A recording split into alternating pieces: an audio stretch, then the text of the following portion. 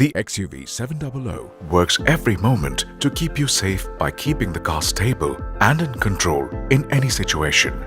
The electronic stability program instantly detects if the vehicle is experiencing reduced or loss of traction.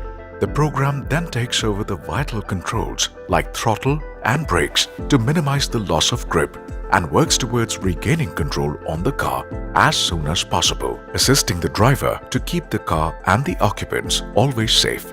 ESP is always on by default. However, if you are in certain situations like starting the vehicle in deep snow or sand or mud or slush, you can click on the button to deactivate ESP.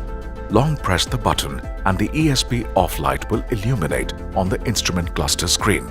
Unless required in specific situations, it is always advised to not deactivate ESP for safer driving.